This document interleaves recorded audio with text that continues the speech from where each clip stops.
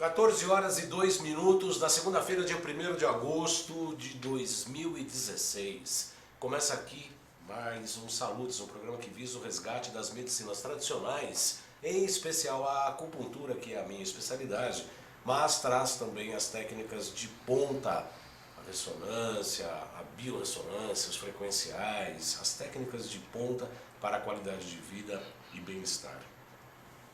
Você sabia que os justos sempre dormem bem? Após o entardecer, a ausência da luz dispara a emissão de hormônios que são indutores do sono.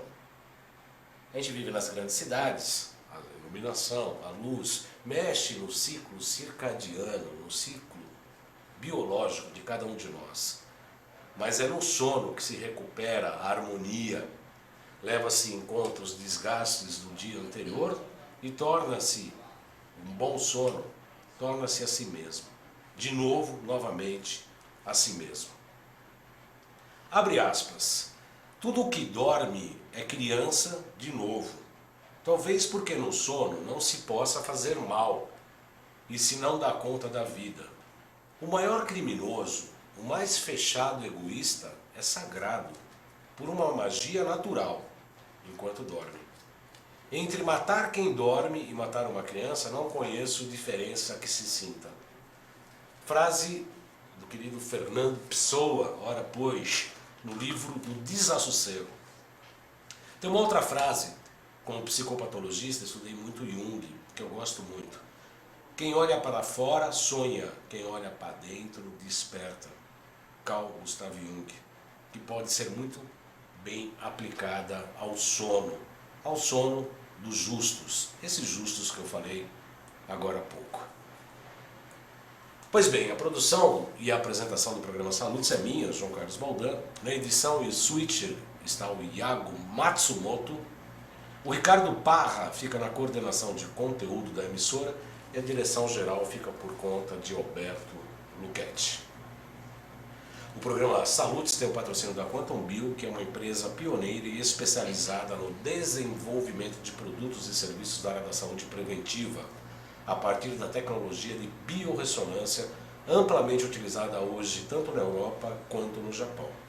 A Quantum Bio oferece para profissionais da área da saúde um método de avaliação, tratamento e acompanhamento terapêutico por intermédio de equipamentos, produtos, ciclos de capacitação em biorressonância. Eu fiz os cursos e participo dos cursos, por isso que eles patrocinam o nosso programa. É uma empresa parceira. No programa Saludes de hoje, nossa pauta é a medicina do sono. Você sabia que o sono tem uma estrutura, uma arquitetura, que a depender da sua qualidade pode ocasionar diversas implicações clínicas, alterar exames, marcadores, produção hormonal e etc. Para tratar desse assunto, eu tenho o prazer de receber o Dr. Roberto Maciel, que é dentista pós-graduado em prótese dentária e DTMs, dores orofaciais, autor de 4 livros sobre oclusão, articulação, temporomandibular, dores craniofaciais, bruxismo, dor orofacial e diagnóstico por tomografia infravermelha. A você que está acompanhando o nosso programa ao vivo, peço que, se tiver dúvida, sugestão, quer fazer alguma pergunta ao nosso entrevistado ou ao apresentador, entre no Facebook, na minha página pessoal, João Carlos Baldan. Está lá a chamada, estamos ao vivo, você pode encaminhar suas perguntas e questionamentos. São 14 horas e 6 minutos, o Saludes é um programa que existe em ressonância com a própria vida.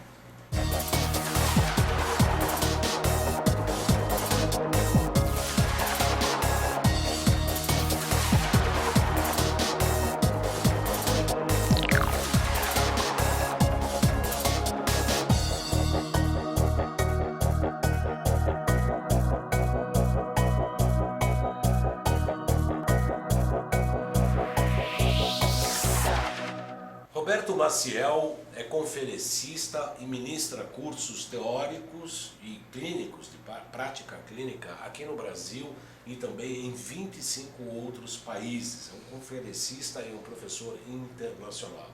Outro dia marcamos um café para começar a discutir a pauta do nosso programa e esse café quase que virou um dia todo, né? Tamanha erudição, né, a linguagem, a profundidade, os estudos e a capacidade do Dr. Roberto Maciel, que hoje, né, eu me orgulho muito já de considerá-lo como não só um entrevistado, mas como um amigo.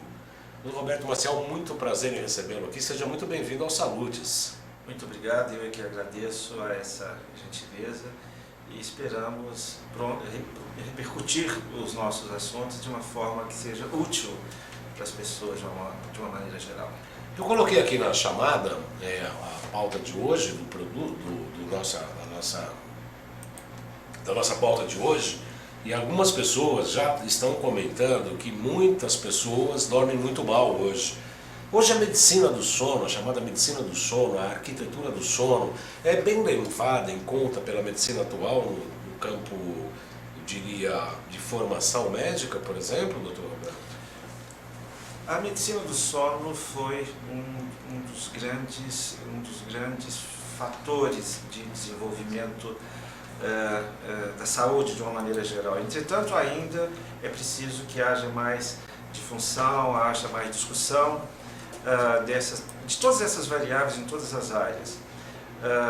De qualquer forma, a partir do advento das neurociências e com o advento de tecnologias dos mais variados níveis, o conhecimento sobre a medicina do sono teve um grandíssimo salto. A partir desse conhecimento foi possível uma perspectiva de uma nova medicina já presente nesse momento. Pois a medicina do sono é algo que normalmente a gente sabe, né, do ponto de vista orgânico, né, que durante o sono toda a recuperação biológica, o cansaço, ocorre, né, um desligamento, né, que a gente tem as escolas esotéricas pelas quais passei, questiona até a ciência, né, onde está o indivíduo enquanto dormimos, né, aquele corpo ali fazendo barulho, roncando, soltando emissões, barulho, etc. O ser não está ali naquele momento, quer dizer, enquanto ele se retira e há praticamente uma recuperação desse organismo, de todas as glândulas endócrinas, das substâncias, etc. O que a medicina do sono hoje fala nesse processo de recuperação ou da qualidade desse sono, doutor Roberto? Perfeito. Essas discussões são muito importantes e muito úteis, porque até nesse momento o que se observa são discussões, em geral, relativamente superficiais, a respeito de técnicas e pequenos problemas muito comuns derivados dos distúrbios do sono. Entretanto, corremos o risco, dessa forma, de simplificar situações de grande complexidade. A medicina do sono está associada... Há uma analogia interessante que seja feita para o telespectador e para as pessoas. Se nós observarmos uma pessoa de 70, 80 anos de idade, bem de todos os pontos de vista, da saúde orgânica, corpo, mente, é possível fazer uma analogia de que essa pessoa passou a fase infantil, a fase da adolescência, a fase de adulto jovem e a fase agora de terceira idade, acima de 60 anos de idade, cumprindo dois grandes eixos da saúde fundamental. É possível afirmar que essa pessoa teve, todas essas etapas, uma perfeita arquitetura bioquímica, uma perfeita bioquímica corporal, e isso está associado naturalmente à alimentação, à nutrição e tal, em todas as etapas da vida, e há uma grande qualidade do sono, que teve uma arquitetura do sono dentro de uma faixa de intensa normalidade. Essa pessoa teve e tem ao longo da vida poucas disfunções, poucas patologias, poucos transtornos de saúde. Ao contrário, quando nós pegamos uma pessoa de 5 décadas, 50, 60 anos de idade, com muito histórico de problemas, de transtornos, de doenças, de internações, de oscilações hormonais, de oscilações de humor, de depressão, com tendências a doenças degenerativas, etc., é possível afirmar que essa pessoa nunca teve, em todas as etapas da vida, um aspecto de bioquímica corporal apropriado e nem tampouco de arquitetura do sono. Esses dois grandes eixos são suportados pela disponibilidade de oxigênio. A produção de oxigênio e a absorção de oxigênio. E o sono tem um grande peso nesse processo. Eu quero agradecer aqui a Cláudia Felizardo, que estão curtindo o nosso programa, a Dília Leles, a Lilian Paves, a Solange Alencar, Leris, a Regina Sacomã Marques, Fátima Álvares, Tânia Fácil, Roseli Veiga, Marilene Andrade, você vai ter que perdoar hoje que o negócio aqui está difícil, Maria Estela Miller, Dr. Renato Rício, que é colega médico, que já veio aqui várias vezes, Amoen Sena, Juliette Neghelli, Nara Xavier Folha, Ellen Fernandes, Vanderlei Almeida, Fátima Rabelo. Todas as pessoas estão curtindo, fora as que estão assistindo não curtiram aqui ainda e vão participar por intermédio da página do Facebook, Facebook/João Carlos Baldan. Então, Roberto, fala um pouquinho da sua experiência internacional. Eu soube que o senhor morou na Europa durante muitos anos, é isso? Resumidamente, porque eu sei que o currículo é grande. É claro, foi uma experiência muito positiva, sobretudo em Europa, na medida em que eu, como dentista, a odontologia na Europa é apenas embrionária ainda presentemente, talvez menos na Escandinávia, em alguns poucos países já há uma odontologia dos padrões brasileiros, um sistema mais americanizado. Então o que existiu sempre na Europa por tradição é uma medicina normal, convencional, e nos últimos anos o aluno ele faz uma opção pela chamada medicina dentária. Na medida que eu tive o convite para por lá permanecer por uns anos, eu tive que me adequar a essa situação, e o que me foi muito benéfico, porque eu tive que adquirir uma estrutura, uma visão muito mais ampla do que a da nossa convencional odontologia, abrir disciplinas e conhecimentos que até então não constam, e ainda presentemente não constam na grade curricular da odontologia. Então, anatomia mais avançada, neuroanatomia, sobretudo neurofisiologia. Então, foram experiências espetaculares que nos permite hoje fazer uma grande aplicação clínica disso tudo. A pessoa que me apresentou, o Dr. Roberto Nascimento, falou, Roberto Nascimento Maciel, me disse na época que ele é uma das autoridades mundiais no assunto. Realmente é. O Programa Saúde tem muita gratidão de receber o Dr. Roberto Maciel, porque realmente é uma das autoridades mundiais no assunto. Quando eu fiz a psicopatologia em 2002, na Universidade de São Paulo, no Instituto de Psiquiatria, no IPQ, dávamos grande importância naquela época para a fase do chamado sono REM, onde há os movimentos repetitivos dos olhos, como se ali, naquela fase realmente ocorresse o descanso verdadeiro. Foi uma surpresa quando eu estive com o Dr. Roberto falando da grande importância do sono na fase 3, que precede os momentos do sono REM. E naquela oportunidade eu havia estudado que não entramos geralmente em 3, 4 vezes nesse sono REM. Mudou alguma coisa? O que aconteceu, Dr. Roberto? Houve um aprofundamento do conhecimento da arquitetura do sono. É possível observar ainda, presentemente, 4 fases não REM e uma fase REM. A terceira e quarta fase foram resumidas em apenas 3. A explicação é simples e importante, não é? REM significa Rapid Eye Movement, um acrônimo em inglês, movimento rápido dos olhos, que divide a fase do sono. Quando o olho gira no globo ocular, existe um certo padrão de transformações fisiológicas nesta fase, e a fase não REM, que são divididas em 3 estágios. Um estágio superficial, que é o início do sono, que vai aí numa situação de normalidade, vai por uns 20 minutos. O estágio 2 vai por mais uns 25, 30 minutos, são ainda sonos superficiais, mas já se observa a presença de variáveis fisiológicas de aprofundamento do sono. E a fase 3, que agora se conhece através de tecnologia muito avançada, que é o início do pico da produção de substâncias absolutamente fundamentais à vida. Na fase 3, por exemplo, portanto, os bebês na primeira infância tem que ter além da qualidade do sono 3, do sono profundo, reparador, uma quantidade maior. Então isso segue por uma escala de variáveis durante toda a vida de nós indivíduos. Para você ter uma ideia, na fase 3 é o pico da produção endócrina de hormônio do crescimento, de serotonina, que é a substância que controla as nossas emoções, de leptina, que controla o tecido adiposo do corpo humano, de hormônio luteinizante, o hormônio da virilidade masculina, mas, sobretudo, no momento de uma grande incidência de doenças primárias, como o câncer, que anda cada vez numa incidência mais significativa e provavelmente está associada a muito do modelo de vida atual, essa intensificação de estatísticas. A fase 3 do sono não REM é uma fase de grande atividade imunológica. É a fase onde o sistema produz e secreta linfócitos e substâncias de mecanismos defensivos no organismo humano. Portanto, a grande importância dessa fase está associada ao aparecimento ou não dessas doenças. A curva entre doença e saúde está muito associada a esta fase 3 do sono não REM. Entretanto, e claro, a fase REM também é super importante, o registro das atividades intelectuais, dos aprendizados, é a fase dos sonhos.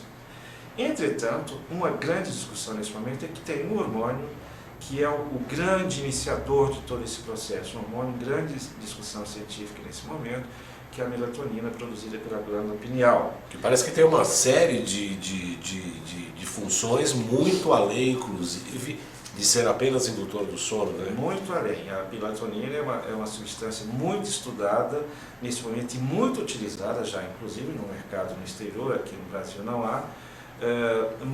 Claro, além da questão do sono em si, a melatonina, na medida que estabelece o início da arquitetura do sono, estabelece divisores de metabolismo. Portanto, essa nova neurociência que estuda todas as reações, estuda todo o metabolismo do corpo humano, disponibiliza nesse momento grandes informações acerca da melatonina. Quando nós falamos de uma população como São Paulo, que tem aí 2/3, segundo estudos, da sua população que necessita de medicamentos tranquilizantes para encaixar um sono, estamos falando de ausência de melatonina, que tem um declínio na sociedade atual, no mundo todo, um grande declínio de produção, inclusive em crianças. Na medida em que esse declínio de melatonina vai acontecendo, vai piorando a arquitetura do sono e o aparecimento de muitos transtornos. Como a melatonina é fotossensível, ela é desencadeada a partir do estímulo do escuro, e como nós hoje vivemos numa situação de noite iluminada, com muita luminosidade, há um decréscimo grave da produção de melatonina. O Dr. Roberto Maciel é muito gentil, educado, encaminhou uma série de vídeos. Não sei se vai dar, obviamente não vai dar para colocar todos aqui no programa, mas eu peço para o Iago Matsumoto colocar no switcher no meu computador, que tem um filmete aqui muito rápido, mostrando a fase REM, enquanto o senhor comenta a importância desta fase, da fase REM do movimento repetitivo. Vamos lá, Iago? Isso. Perfeito. Então ali estão o movimento dos olhos, né? Exatamente. Isso são estudos que são feitos rotineiramente no exterior, associando a produção dessas substâncias às quais estamos nos referindo às fases do sono. Quer dizer, são estudos muito atuais e que claramente mostram essa importância dessa arquitetura e dessas fases apropriadas. Portanto, o sono está objetivamente associado a uma série de patologias, inclusive primárias. E o decréscimo, digamos, a ineficácia de muitas terapias tem como base a ausência desse processo dentro do metabolismo corporal imunológico, por exemplo. Né? Como a gente pode imaginar, quer dizer, eu imagino como terapeuta, uma pessoa que estudo, enfim, que na fase do sono, até essa grande recuperação, a preparação endócrina, né, em relação ao próprio desgaste orgânico e a preparação para o novo dia, mesmo como a assimilação das experiências cognitivas, intelectivas, emocionais de um dia para o outro, etc. O brasileiro dorme bem, doutor Roberto? O brasileiro dorme mal. Ou é só na Bahia lá que é tudo ok, tá tudo bem? Mas nesse momento nem mesmo na Bahia. Há uma grande epidemia no mundo todo em relação à qualidade e à quantidade do sono. Quando as discussões acontecem, é preciso que nós tenhamos a possibilidade de discutir situações um pouco mais profundas. Nesse momento, há uma grande incidência de questões neurocomportamentais em todas as fases da vida, em crianças, em adolescentes e adultos, doenças cognitivas cerebrais, e nesse momento se discute a disponibilidade de oxigênio durante o sono. E daí a nossa discussão em relação a, por exemplo, a roncopatia e as apneias que interferem dramaticamente na absorção do oxigênio e na necessidade das demandas da neuroquímica cerebral em relação às funções normais, né? E, portanto, há uma associação direta dos distúrbios respiratórios durante o sono. O ronco e a apneia denunciam essa deficiência de oxigenação e, portanto, isso está diretamente associado a transtornos, a dores crônicas, a fibromialgia, alterações de níveis de depressão e uma série de situações com grande gravidade, onde o oxigênio é insuficiente para manter a normalidade neuroquímica cerebral.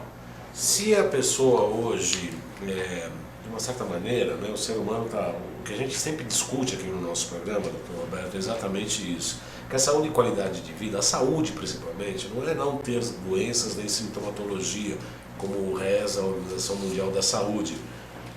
Mas você ter conhecimento de quem você é, o que você está fazendo aqui, quais são os seus pontos positivos, e ajudar a humanidade, a sociedade a avançar, né? E transformar, obviamente, os nossos pontos negativos da nossa personalidade em coisas mais positivas. Está muito claro, pelo que o senhor fala, dentro desta ótica que eu particularmente mantenho sobre a saúde, que uma má qualidade do sono indica necessariamente um estado de infelicidade, eu diria, um estado de não realização pessoal. O senhor concorda com isso? Nós podemos aqui trabalhar com alguns dados, né? Eu tive o prazer de conhecer recentemente um grande neurocientista, que por acaso é brasileiro, meio brasileiro e meio alemão, Dr. Nelson Nociato, que dirige um centro de pesquisa em neurociências em Essen, na Alemanha, e estamos trocando muitas informações, enfim. Nesse momento, na Alemanha, existem registrados no sistema de saúde da Alemanha 20 mil pessoas com mais de 100 anos de idade. 20 mil pessoas. 20 mil pessoas. A meta daqui a 9 anos, a expectativa para daqui a 9 anos, 2025, sejam quase 50 mil pessoas com mais de 100 anos de idade. O que se observa em relação a essa população são dois setores. Uma, ainda que estas pessoas tenham alguma dificuldade física, natural, de locomoções, etc., mas o seu padrão cognitivo está intacto. Ou seja, o nível de discernimento e orientação intelectual dessa população com mais de 100 anos de idade está perfeita, está intacta. Como diz o doutor Air, inclusive, né? Quer dizer, não adianta você viver 100 anos todo craquelado em cima de uma câmera cheia de tubo, né? Isso leva a nos observar o que se passa digamos, com a estrutura da saúde na Alemanha e em outros países.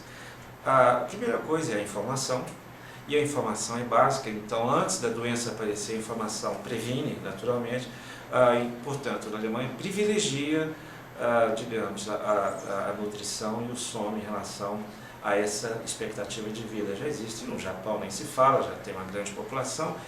E do ponto de vista do mercado de trabalho, o que se abre aqui para todas as áreas da saúde e também áreas da não saúde, é que temos aqui no Brasil, por exemplo, neste momento, 23 milhões, 12,5% da população brasileira tem acima de 60 anos de idade.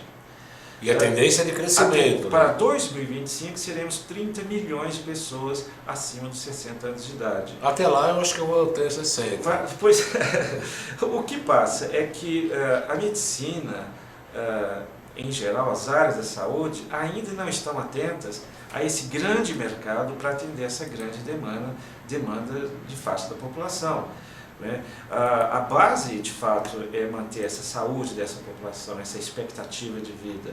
E a base é a informação, é a cultura da informação, né? Eu quero lembrar aqui que o programa Salutis tem o patrocínio da Quantum Bio, que é uma empresa pioneira especializada no desenvolvimento de produtos e serviços na área da saúde preventiva, a partir da tecnologia de biorressonância amplamente utilizada tanto na Europa como no Japão, como o Dr. Roberto Maciel acabou de lembrar, são onde há expectativas de vida maiores, e a Quantum Bio oferece para profissionais da área da saúde método de avaliação, tratamento e acompanhamento terapêutico por intermédio de equipamentos, produtos e ciclos de capacitação em biorressonância. Quero lembrar de um produto aqui que é o GHE Plus. É uma solução quântica à base de álcool e contém padrões quânticos moduladores do lítio e ativador da ocitocina, chamado hormônio do bem-estar, o hormônio da alegria, né? O GHE Plus. Eu passo muito para esse medicamento para as pessoas com estado depressivo. Ele atua sinergicamente no conjunto hipotálamo e hipófise. Aliás, esse conjunto, esse eixo hipotálamo e hipófise é inclusive também o que comanda a tireoide. Ativando todas as funções hormonais, sendo indicado nos casos de disfunção da tireoide, como eu disse há pouco, otimizando o metabolismo orgânico, problemas emocionais, minimizando fatores de ansiedade e depressão. Benefícios: ativador hormonal, ativador do metabolismo, modulador de humor, otimiza o metabolismo orgânico e a disposição física e mental. Ele é indicado para as pessoas com distúrbios de pressão arterial, tanto a hipertensão quanto a hipotensão, ajudando no controle e equilíbrio dos mesmos. Problemas de obesidade ou magreza, objetivando seu equilíbrio. Ajuda também no tratamento de osteoporose, inclusive de distúrbios sexuais, otimizando o desempenho do hipotálamo em ambos os sexos. Pessoas interessadas podem entrar em contato aqui na Quantum Bio, aqui em São Paulo, 5594-7736, esse é o site da Quantum Bio, www.quantumbio.com.br. Dr. Roberto Maciel, estamos recebendo o Dr. Roberto Maciel, dentista especializado em distúrbios de ATM e na medicina do sono, na arquitetura do sono, um dos especialistas mundiais no assunto. Tem várias, vou trazê-lo aqui em outras oportunidades, porque tem uma série de especialidades e assuntos que obviamente um programa não cabe para tratar de todos esses assuntos e da sua especialidade e profundidade, verticalização do seu conhecimento e prática clínica. Dr. Roberto Maciel, dentro dos distúrbios do sono, as pessoas que têm muitos problemas do sono, qual seria a porcentagem? A percentagem existe do problema da apneia, por exemplo? Justamente o que falamos no bloco anterior em relação à faixa etária. A faixa etária é uma das condições de prevalência. A partir de 50 anos há uma flacidez natural, e tanto no sexo feminino como masculino, portanto é a faixa de prevalência. Existem algumas situações preocupantes. A apneia e o distúrbio respiratório, não vamos dizer apneia, porque o que se observa nesse momento é que não é necessário que o indivíduo tenha uma roncopatia severa e nem uma apneia definida, mas basta que ele tenha distúrbios respiratórios. Por exemplo, crianças que apresentam disfunções respiratórias. Os neurotransmissores com 6 segundos de insuficiência de oxigenação já são suficientes para serem causados danos nas relações eletroquímicas dos neurotransmissores. Isso é muito grave nas crianças. Há um estudo de São Paulo do ano passado, me parece suportado na Universidade de São Paulo, com 500 crianças, demonstrando 45%, quase 50% das crianças até os 14 anos de idade com sobrepeso, com obesidade. Naturalmente, isso é uma situação de grande gravidade. Essa questão da obesidade infantil implica em processos respiratórios, implica em disfunções respiratórias enquanto se dorme, implica, hoje já completamente descrito pela ciência, implica em alterações cognitivas. Então, crianças com tendências à depressão infantil, juvenil, as chamadas bipolaridades, têm essas implicações todas. Está me ocorrendo aqui agora, doutor Roberto, eu imagino que talvez o TDAH também, né, os distúrbios de hiperatividade e déficit de atenção. Isso nos dá, para nós dentistas, que temos o contato direto com um grande número de pacientes, crianças, nomeadamente alunos de pediatria, ortodontia, a abertura dessa discussão. O Brasil, perigosamente, é um dos maiores consumidores de anfetaminas, de Ritalina.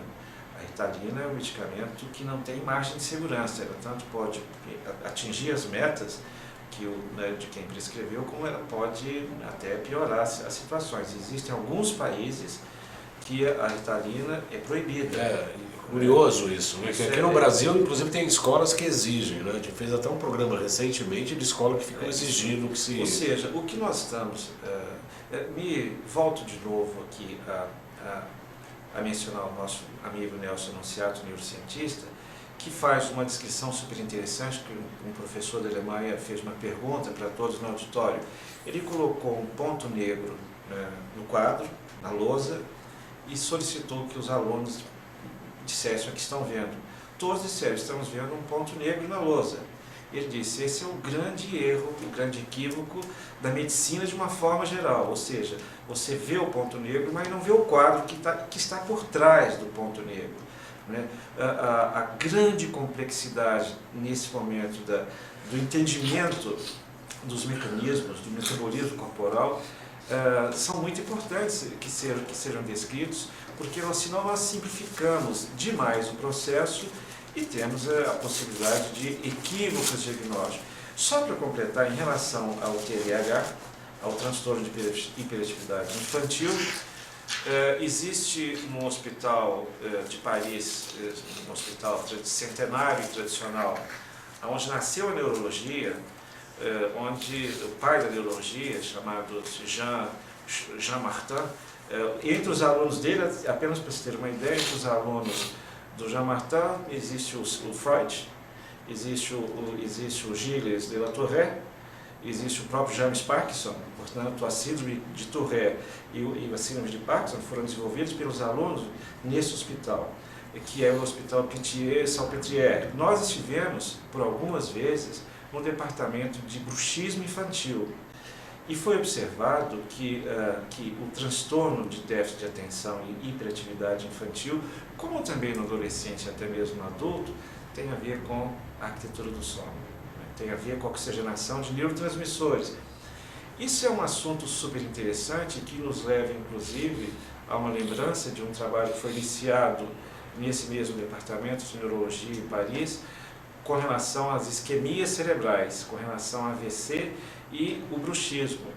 Se sabe que a atividade noturna cerebral e o bruxismo do sono é uma hiperatividade de neurotransmissores, precisa de um grande suporte de oxigênio. Na medida que há, por exemplo, déficit respiratório e não se cumpre essa demanda de neurotransmissores, o indivíduo pode se candidatar a AVCs e a outras variáveis funcionais, e entre essas, a depressão, a hiperatividade e tudo mais. Ou seja, a avaliação de um transtorno de hiperatividade, ela merece muito mais.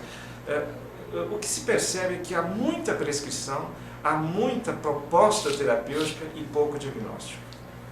Eu vou querer voltar aqui, Iago, se você puder colocar isso. Pode fechar só lá, que eu estou precisando resolver um negócio aqui. Só o meu monitor, isso, para voltar ao assunto da apneia, cortando aqui o microfone dos estúdios, por gentileza.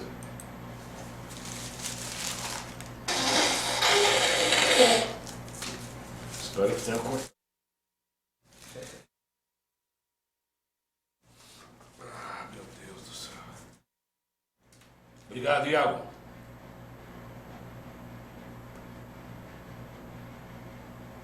Então, por esse filme, né, Dr. Roberto, você está vendo a importância exatamente do estrangulamento aqui dessa região orofaringiana, né, em que aí acontece a apneia e o próprio ronco, inclusive. Né? Nesse caso, se observa uma ilustração, e foi ótimo o diapositivo parado nesse ponto, e que se define e que se conceitua a apneia. A apneia, portanto, é uma interrupção, uma parada do processo respiratório total.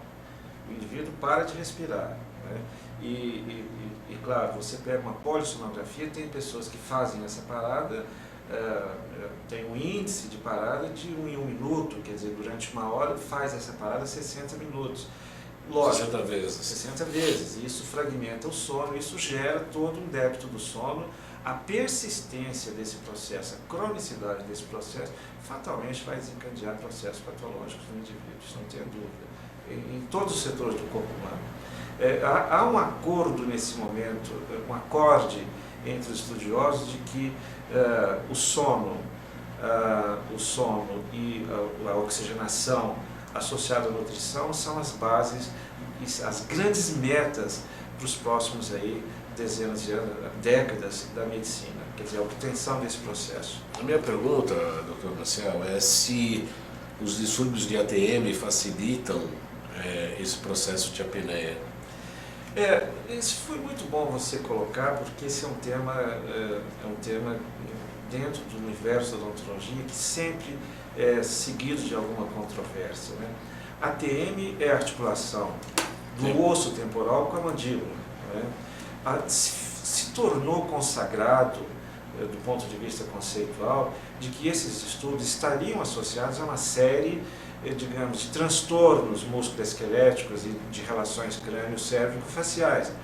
Claro que é um ponto importante, mas é uma relação biomecânica e que por trás, eventualmente, dessa relação biomecânica existem patologias até primárias, existem processos degenerativos, neoplásicos e tudo mais.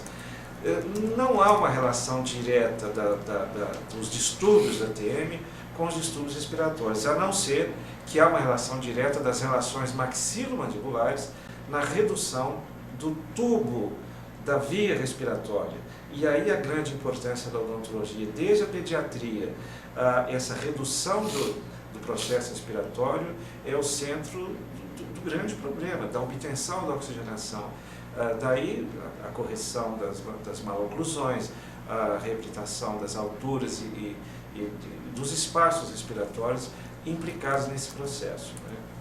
Eu estou fazendo essa questão porque nós, acupunturistas, trabalhamos principalmente com a ATM, com colocações de agulha, exatamente nas articulações, localizando nervos, tendões, musculaturas, fibras que estão mais inflamadas, etc., para poder colocar as agulhas, obviamente trabalhando com os meridianos que passam nessa região para poder fazer um tratamento articular. Ora, se você me permite, isso foi muito importante. Há no Brasil, não só no Brasil, mas enfim, por aqui, como há um grande volume de dentistas, muitas vezes a colocação simples e objetiva de um aparelho na boca, como esse que aqui está, e como se isso de fato resolvesse todas as situações. É preciso que tenhamos a consciência de que nós vamos fazer uma modificação significativa toda noite no posicionamento tecidual das pessoas. E muitas vezes, num grande número de vezes, na verdade, isso não resulta porque não houve uma preparação desses tecidos. Essa preparação é importante e ela envolve, naturalmente, todas as áreas, a fisioterapia, a acupuntura, a posturologia, na preparação que se nós colocarmos um aparelho como esse, para tentar obter uma via respiratória correta, mas se houver um processo inflamatório assintomático que vai ter reação de dor, sensibilidade, o aparelho não vai funcionar e nós não vamos resultar em sucesso. Aliás, eu gostaria de pedir ao Iago a gentileza de colocar, nós fizemos umas fotos deste aparelho que está aqui, que é muito interessante, além de não é só um aparelho, só para ele mostrar aqui, doutor, não é só uma placa de reformulação dos dentes. Pelo que eu entendo, não entendo absolutamente nada de odontologia, mas me parece que este aparelho puxa a mandíbula, né, para que haja melhor tonicidade da orofaríngeo, é isso? Aqui o que se coloca, toda a terapêutica respiratória tem como meta fazer o indivíduo ter fluxo respiratório, não é? Seja a traqueostomia, seja a uvolopalato, a faringoplastia, todos têm a sua importância num dado momento seletivo e a terapêutica que se prioriza é uma de consenso, de acordo com cada situação. Esse caso dos aparelhos, a grande maioria tem como meta fazer um pequeno avanço da mandíbula e nós temos inclusive um videozinho aí que mostra o palato mole, o céu da boca, colando com o assoalho da língua, quer dizer, impedindo completamente o processo respiratório. Esse aparelho, nós já passamos, durante esses 30 anos, por muitos desenhos de aparelhos diferentes, é o que eu tenho observado com maior grau, digamos, de resposta, de conforto. Porque o aparelho tem que ter conforto para ser utilizado. É o filme 9, é isso? Pode passar esse filme aqui pra gente, Iago, por gentileza? É exatamente esse, né? Que a mandíbula desce. Exatamente. E aí cria... Exato. Então isso mostra o mecanismo, né, o mecanismo do fluxo respiratório sendo interrompido, né, pela caída do palato mole e do assoalho da língua para trás, né, para posterior, fechando o processo respiratório. Né. Esse é o fluxo normal. Que é a apneia obstrutiva do sono. Que é uma obstrução, né, do processo, é uma interrupção do processo respiratório normal, à noite, de preferência, né, e, portanto, isso impede a função respiratória, né, e em todas as idades, claro, como nós comentamos aqui. Então, isso é uma postura multidisciplinar, evidentemente, tem que ser analisado, a pneumologia, a neurologia, porque temos as apneias centrais, otorrino, enfim, isso é de uma postura multidisciplinar. O dentista está envolvido nesse processo. E o aparelho tem um mecanismo de não permitir que a mandíbula caia, que a mandíbula feche aquele espaço respiratório. E ela só mantém ou ela puxa a mandíbula? Depende muito de cada situação, de cada necessidade. De cada paciente. Mas né? a ideia é tracionar um pouquinho para frente a mandíbula para dar uma via respiratória mais confortável. Isso controlado com exames de alta sensibilidade de controle. Né? Aí está, portanto, o aparelho. Esse é um dos desenhos, existem muitos, né? Esse é um que nós gostamos. Enfim, isso é um tema que tem uma relevância, porque isso pode ajudar muita gente a numa série de situações, né? Na medida que se restabelece o fluxo respiratório, porque normalmente em termos de apneia ronca o que se discute é o barulho, o ruído que se faz para o companheiro da cama e etc. Mas isso de fato tem uma situação muito relevante na vida das pessoas, é restabelecer a saúde. O Ibsen Vila pergunta o seguinte: quais os principais desafios, na sua opinião, para que os dentistas sejam menos tiradores de pedidos, entre aspas, trabalhando somente nos efeitos e busquem trabalhar mais na identificação das causas dos problemas? Exemplificando, sabemos que o bruxismo é a causa de muitos problemas odontológicos, mas o próprio bruxismo tem suas causas. Poucos dentistas têm essa visão holística da saúde do paciente, por isso eu gostaria que o doutor comentasse. Isso é uma observação muito pertinente, não é? Um dos grandes equívocos, um dos históricos equívocos da odontologia foi exatamente em relação ao bruxismo, que centrou todo o tratamento, todo o processo terapêutico do bruxismo em placas oclusais. Na medida que se sabe que o bruxismo tem uma fonte de entre 80% a 90% gerada no sistema nervoso central, no cérebro, naturalmente que um aparelho nos dentes, nós estamos trabalhando apenas no efeito. O bruxismo, do ponto de vista real, ele deveria ser tratado na sua fonte, que é fonte cerebral, com as mais absolutas variáveis, efeitos de medicamentos químicos, efeitos de antidepressivos, de benzodiazepinas, etc. O fato é que a fonte do bruxismo está dentro do cérebro, em todas as idades, o bruxismo do sono.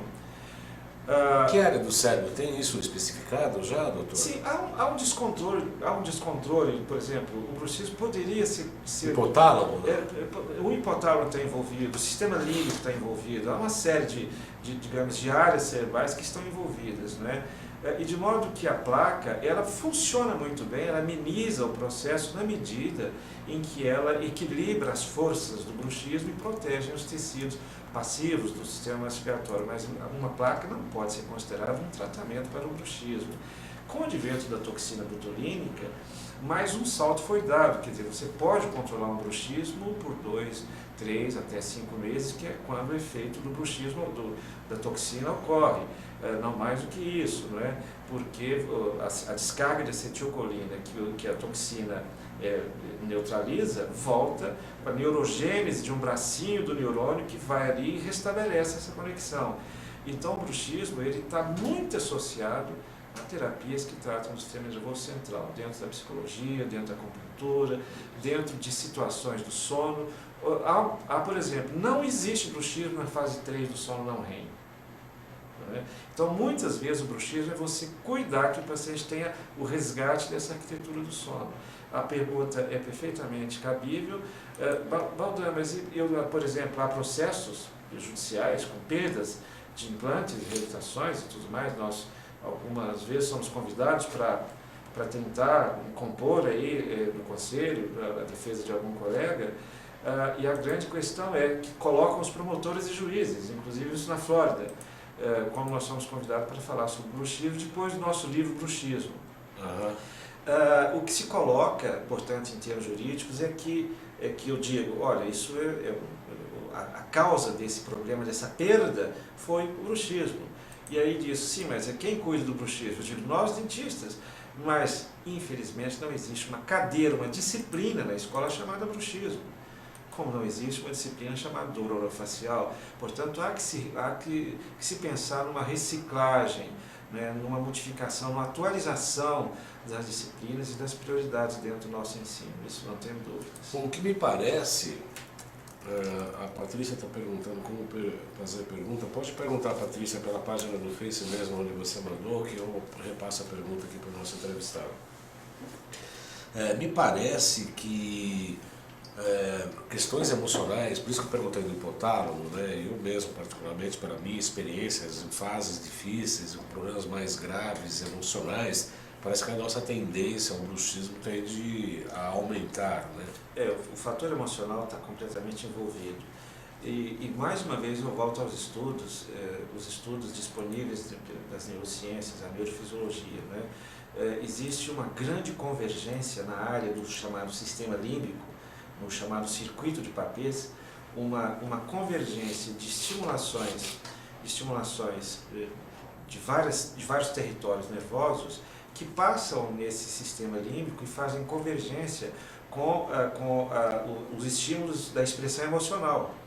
E isso, em hipotálamo e tálamo, é filtrado para a córtex, e a córtex não tem uma divisão entre o que é real físico e o que é real emocional, e a interpretação desse processo está dentro da situação emocional. Então, situações até certo ponto relativamente simples do ponto de vista da rotina clínica, para o paciente se tornam complexas na medida em que ele envolve o processo emocional. Né? Então, o bruxismo do sono tem muito aspecto do nosso modelo de vida atual, um modelo de vida que exige diariamente um grande nível de ansiedade, de tensão, de compromisso, naturalmente que isso é um gerador de bruxismo. Né?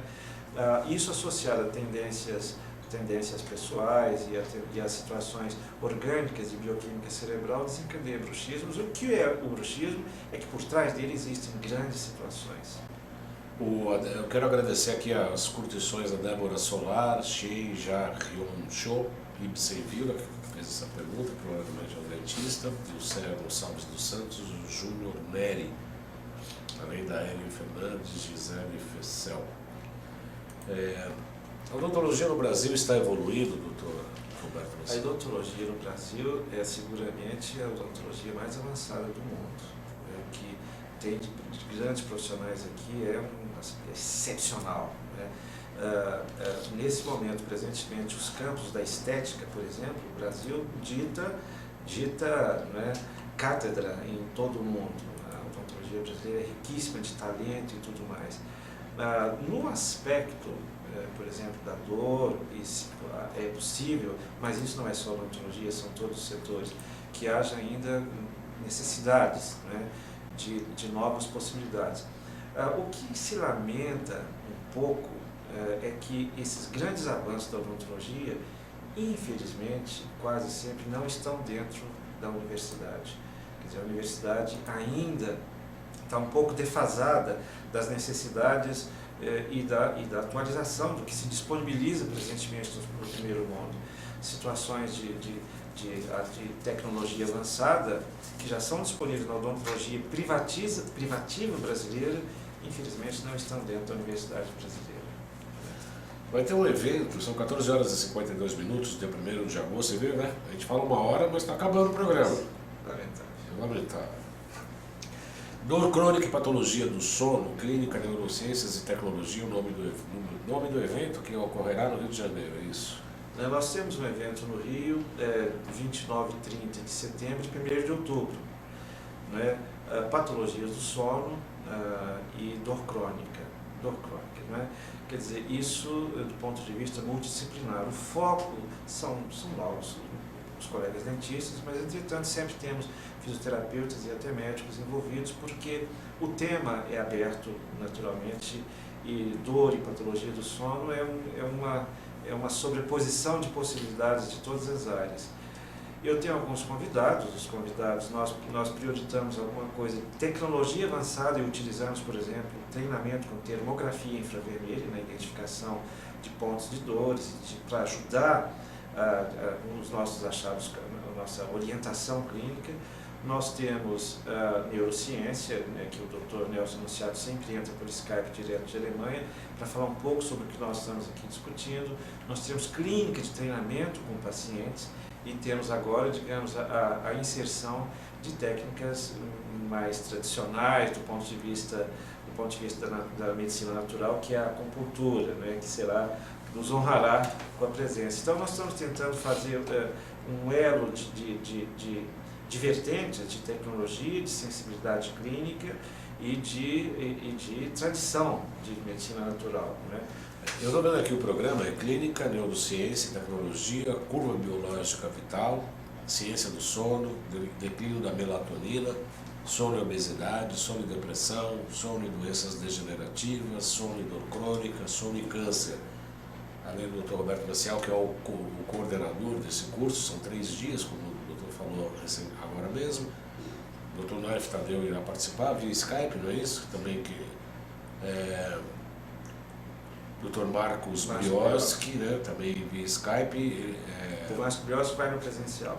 Vai no presencial. Sim, sim. E eu também estarei presente lá, com muita honra. Nós vamos falar sobre acupuntura, sobre as questões ligadas aí ao nosso trabalho e como podemos auxiliar nesse trabalho. Sem dúvida será um grande evento, não só para dentistas, mas para médicos, fisioterapeutas. Exatamente. Seria interessante, né, até que os ortopedistas, né, meu filhote é ortopedia R1, né, o ortopedista também tem que ver a postura, porque coluna, todas as vértebras lombares acabam se refletindo nas cervicais todas elas com inervação, estrutura muscular, né? A gente, em muitos distúrbios de ATM, a gente faz até uma manipulação, a pessoa deita de decúbito de barriga para cima, a gente faz uns estiramentos, puxa a cabeça para soltar um pouco as cervicais, né? De modo a desacelerar, tirar toda a tensão temporomandibular, né? Perfeitamente. Não é possível separar o corpo do crânio e do cérebro. São indivisíveis. São indivisíveis. Exatamente. Por isso que se cortava na França a cabeça das pessoas, doutor? Nós aprendemos, isso veio de um francês, que é o René Descartes, a chamada filosofia cartesiana é separar o corpo, não é?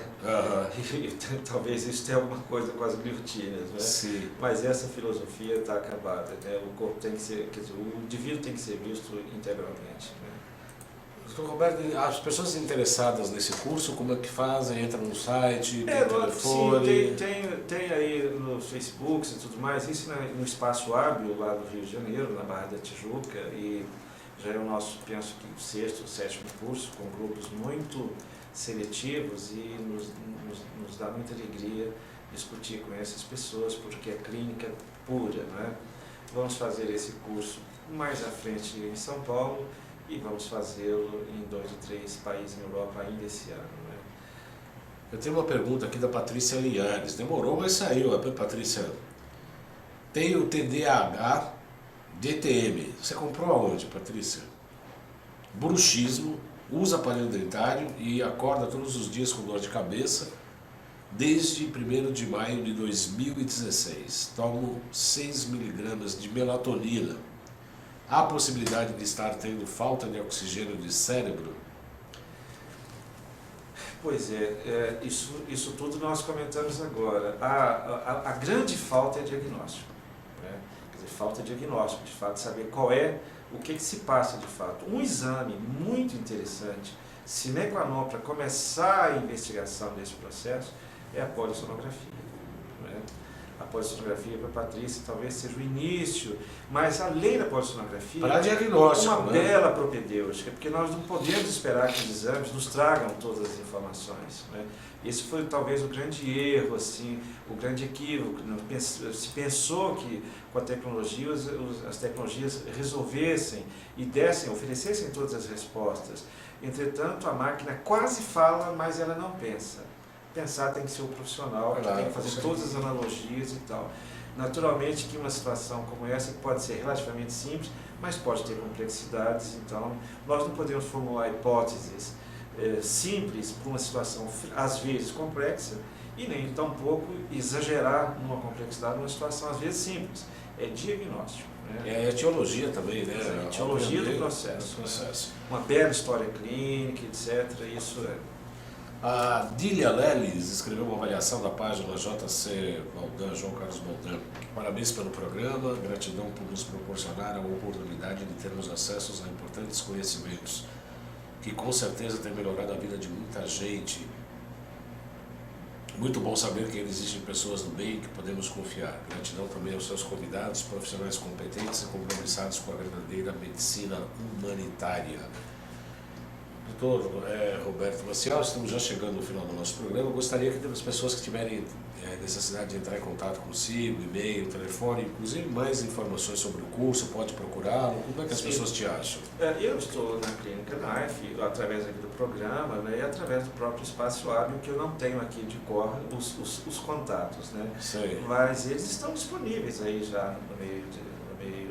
Hábil é H-A-B-I-L. Exatamente. Espaço Hábil no Rio de Janeiro. Né? E eu posso dar o meu e-mail.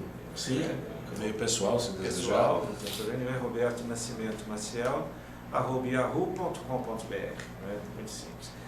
E pronto, sejam muito bem-vindos. E, claro, eu espero que nós possamos estender essa discussão.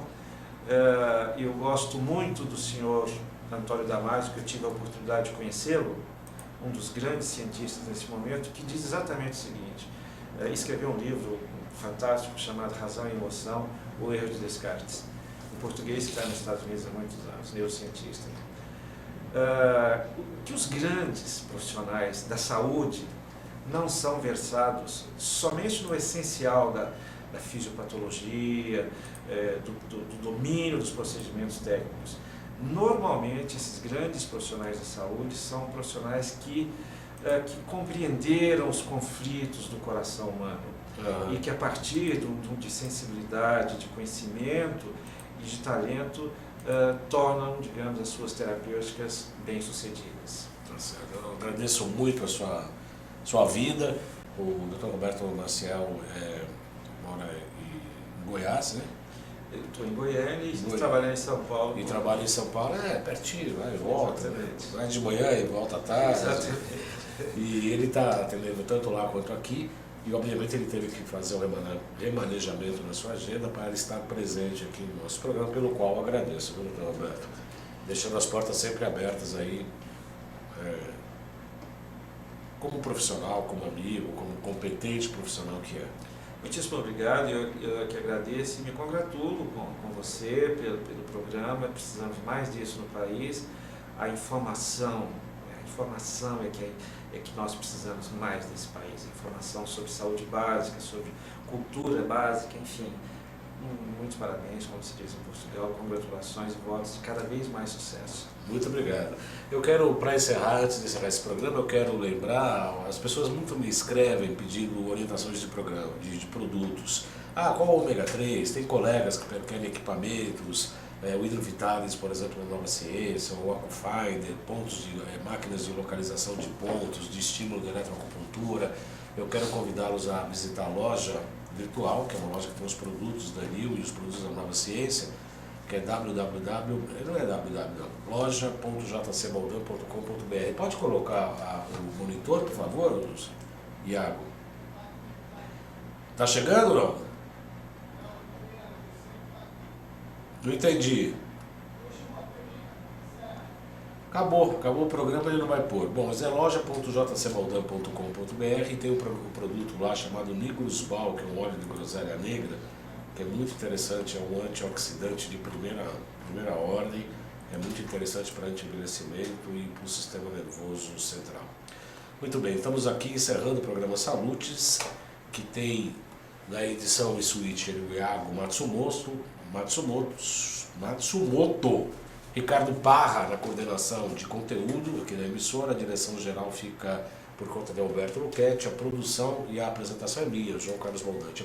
Espero você na próxima segunda-feira com o nosso campeão de audiência aqui, Dr. José Roberto Cáter, e a nossa pauta será osteoporose. Não perca, segunda-feira, 14 horas ao vivo aqui. Uma boa semana a todos, muito obrigado pela atenção e até lá.